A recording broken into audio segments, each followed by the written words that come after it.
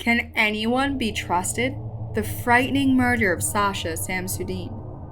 On October 17, 2015, Sasha Samsudean was safely returned home after a night out in Orlando, Florida, only to be murdered and wrapped in her own comforter. What happens next may shock you. Keep watching to find out. In October 2015, Sasha Samsudean, a well-regarded professional from Orlando, Florida, came back to her apartment building after an evening with friends. Due to being drunk and disorientated while trying to locate her apartment, she was assisted by the 24/7 security guard who appeared to be helpful. Later, when Samsudean was discovered strangled in her bed, dedicated homicide investigators pursued video evidence that seemed to point directly to the building security guard, a disturbed individual named Stephen Duxbury. This is the disturbing story of Sasha Samsudean's murder. The final hours of Sasha Samsudean. Sasha Samsudean was born in New York on July 4, 1988, and raised in Orlando, Florida. She graduated from the University of Florida and worked for a real estate company that specialized in apartment rentals in Orlando, 407apartments.com. The apartment company still has a profile for Samsudean as a past contributor, where she is referred to as a local expert and described herself as the Cupid of apartment hunting. In 2015, Sasha lived at Uptown Place condominiums in Orlando's downtown entertainment district. The building was secure and modern, with 24/7 security cameras and digital key codes for each unit. Unfortunately, these security measures could not protect Sasha from a horrifying danger that came from within. In the early morning hours of October 17, 2015, Sasha left the Attic nightclub in Orlando alone after being out with friends. Despite not seeing her again that night, a friend of hers, Anthony Roper, had plans to meet her for breakfast later that morning. Anthony found it odd that Sasha did not show up for breakfast later that morning. She was active on social media but didn't respond to any messages or phone calls. Throughout the day, as their repeat calls and messages went unanswered, Anthony and two other friends went to Sasha's residence. Their worries increased when they saw a gift in her car that she was supposed to bring to a baby shower that day. When Sasha, who lived alone, didn't answer the door, Anthony called the police to request a welfare check that evening, as reported by Click Orlando. When police officers entered the apartment, they were immediately met with a strong odor of bleach.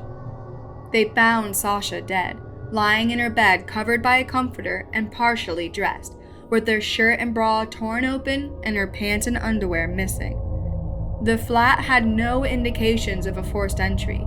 The medical examiner confirmed that she had been strangled and had suffered blunt trauma to her head and abrasions on her upper and lower body, consistent with someone forcibly restraining her. Despite attempts to remove evidence using bleach, a man left traces of himself in Sasha's apartment. For example, the toilet seat was up, which the prosecutor for the state attorney's office, William J., noted as unexpected in a home where only a woman lives, according to Oxygen. Fingerprints were discovered under the toilet seat lid and partial shoe prints were found on the floor.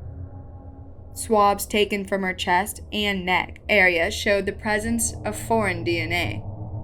Investigators strongly suspect Stephen Duxbury. Since the building security footage was not readily accessible, homicide investigators interviewed the on-duty security guard, Stephen Duxbury. Duxbury told investigators that he had interacted with Sasha and two other women at the building's entrance, but since Sasha didn't have ID or a key card, he couldn't allow her to enter. Stephen said that another resident arrived and Sasha followed him inside, and that he last saw her struggling with the security code outside her apartment. The investigators found the two women who had taken her back to her building that night. They reported that they had been in an Uber when they picked up an intoxicated Sasha walking along the street and brought her back to her building out of concern for her safety. After she entered the building, they left, assuming she would be safe with a security guard present overnight. The man whom Sasha followed into the building was identified through the building's key logs and cleared of involvement after providing a DNA sample. stating that she appeared heavily drunk. A neighbor living upstairs reported that they witnessed her in the hallway with a security guard following her. Upon reviewing the building's security footage, investigators discovered that Stephen's actions were suspicious and did not match his initial statement. After further investigation, Stephen was charged with first-degree murder, attempted assault, and burglary on October 30th, 2015. According to security footage that was reviewed on October 17th, 2015, Sasha was seen on the exterior floors and stairways of the building in the early morning hours, being followed by the security guard, Stephen Duxbury. The footage showed him trailing and at times accompanying Sasha for almost 40 minutes and using his key to access several sealed doors. Under the guise of a professional security guard, he saw an opportunity to take advantage of the drunk and vulnerable Sasha, as the building's common area hallways were not covered by surveillance cameras. According to court records, Stephen was recorded on security footage at 6:36 a.m., carrying white bags with red handles out of a doorway to the second-floor garage, where his car was parked. He was seen walking back into the building without the bags a minute or two later.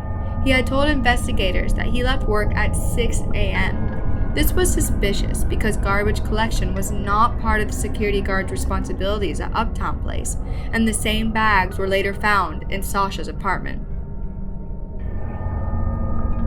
Stephen was soon implicated by physical and digital evidence when authorities secured a search warrant for his house and phone.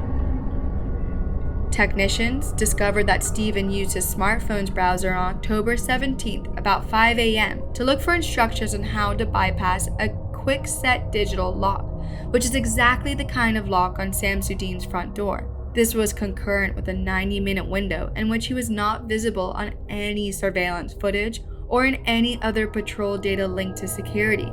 Stephen's fingerprints, which were present as a condition of his job as a security guard, matched a thumbprint found on Sasha's nightstand and a print on the rim of her toilet seat. Then, DNA from her breast was clearly identified as Stephen's, and shoe prints found inside the apartment looked to match the bottoms of several boots he wore. But when asked about Sasha's murder after agreeing to a lie detector test, Stephen flat out lied, saying he had never been inside her apartment. On November 21st, 2017, following a 6-day trial, Stephen was found guilty of all charges and was given 2 life sentences without the chance of parole for the first-degree murder of Sasha, as well as an additional 15 years for the conviction of burglary. It's gonna be hard to trust anybody after this. Thank you for watching today's video. Don't forget to like and subscribe for more chilling tales, unsolved mysteries, and haunted histories. Until next time, stay safe.